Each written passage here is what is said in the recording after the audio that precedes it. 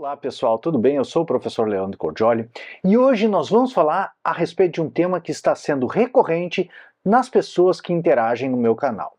Muitas pessoas me perguntam, tanto no YouTube quanto no Instagram, se o que é pior, fazer ou sofrer uma injustiça, ou melhor, se a justiça é uma virtude, por que hoje em dia a gente sofre tantas injustiças? Não deveria a justiça ser uma virtude, ser valorizada enquanto tanto? Não esqueça de inscrever-se no canal e ativar o sininho para ser avisado dos futuros vídeos que eu devo subir em teorias da justiça e filosofia do direito. Esse tema da justiça e de fazer ou sofrer uma injustiça, o que é pior, já é tradicional desde os antigos gregos. Na Apologia de Sócrates, um texto platônico, Sócrates propunha que vivia sob um princípio de nunca, em nenhuma circunstância, praticar uma injustiça, ainda que fosse em devolução de uma injustiça sofrida. Ou seja, Sócrates se negava a se vingar de alguma injustiça sofrida e também se negava a fazer uma injustiça para salvar a própria pele. Ele relata pelo menos duas ocasiões em que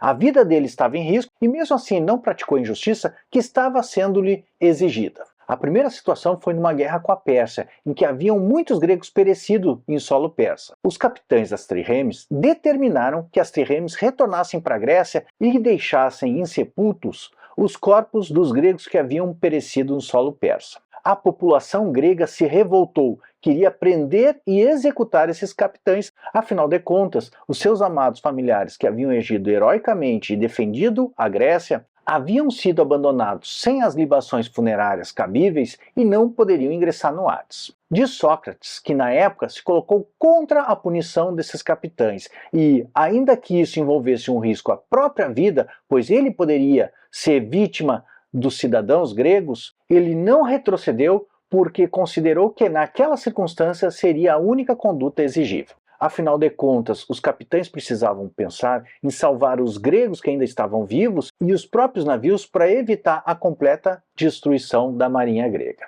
o que acabaria colocando em risco toda a Grécia diante dos persas. E Sócrates tenta demonstrar em sua defesa, na sua apologia, de que ele se preocupava absolutamente em não fazer uma injustiça, não apenas por palavras, mas por fatos. Então ele traz mais uma situação em que ele poderia ter salvado, ou pelo menos poderia não ter arriscado a própria pele, se não se importasse em praticar uma injustiça. Fala Sócrates que, quando os 30 tiranos tomaram o poder em Atenas, eles convocavam todos os cidadãos para envolvê-los nas suas injustiças a fim de que não conspirassem contra o regime e, segundo, se o regime no futuro fosse deposto, todos estariam culpados das injustiças praticadas na sua ditadura. Então foi a vez de Sócrates, que foi chamado com mais alguns atenienses para ir buscar em Salamina Leon de Salamina. Eles iriam trazer Leon para a rotunda a fim de que o mesmo fosse julgado, condenado injustamente à morte,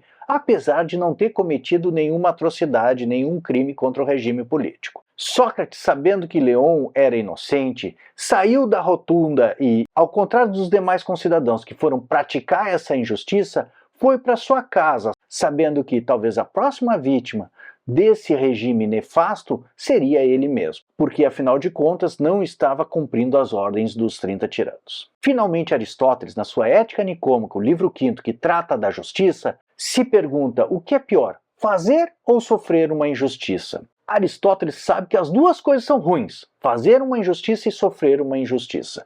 Contudo, diz ele, é muito pior fazer uma injustiça do que sofrê-la, porque fazer uma injustiça sempre está nas nossas mãos. A gente escolhe praticar ou não essa injustiça. Sofrer muitas vezes não está. Logo, é pior fazer uma injustiça do que sofrê-la. Por outro lado, a gente deve reconduzir para compreender bem esse raciocínio a totalidade da ética aristotélica. A ética nicômaca e a ética, a ciência ética, nada mais são do que a ciência que estuda o bem humano.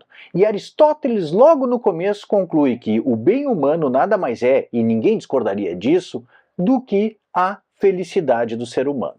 E aí ele faz uma longa digressão a respeito do que seja ou não seja a felicidade. Se a felicidade envolve prazeres, poder, dinheiro, beleza e outros tantos bens exteriores ou úteis.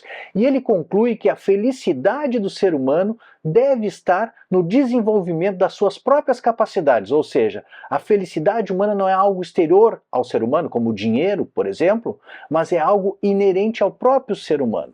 E isso só pode ser o desenvolvimento das nossas capacidades, que são as nossas virtudes. Logo, existem virtudes éticas, que dizem respeito à parte não racional da alma humana, e existem virtudes dianoéticas, que dizem respeito à parte racional do ser humano.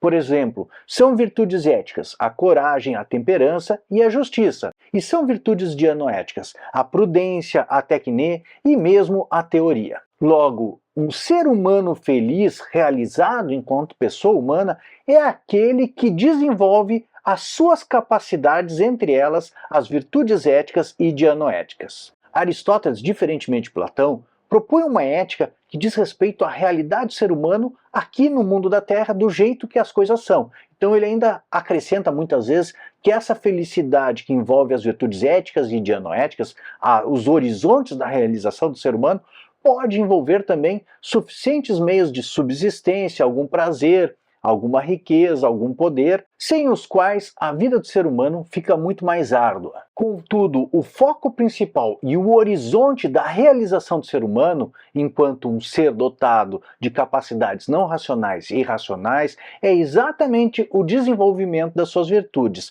E uma dessas virtudes, um desses aspectos da felicidade do ser humano, é a virtude da justiça, que vai exigir uma razoabilidade, uma igualdade em razão dos bens exteriores com os outros seres humanos. Por isso é muito mais importante nos preocuparmos em não fazermos injustiça do que em não sofrê-la, já que nós somos responsáveis pelo que escolhemos, não por aquilo que os outros escolhem. E agir de modo justo e escolher o justo é exatamente contribuir para aquilo que é mais importante na constituição do ser humano e da sua própria felicidade, que é desenvolver as virtudes de caráter. Espero que eu tenha dirimido algumas dúvidas. Não sei se você concorda com Aristóteles. Claro, é melhor nem fazer nem sofrer uma injustiça, mas diante dessas duas alternativas, o melhor mesmo é não praticar uma injustiça. Você concorda com isso? Não esqueça de curtir o vídeo e compartilhar com os teus amigos. Tenho muito mais conteúdo a respeito da justiça, das teorias de Platão, de Sócrates e de Aristóteles aqui no canal. Um grande abraço, são os vossos professor Leandro Cordioli.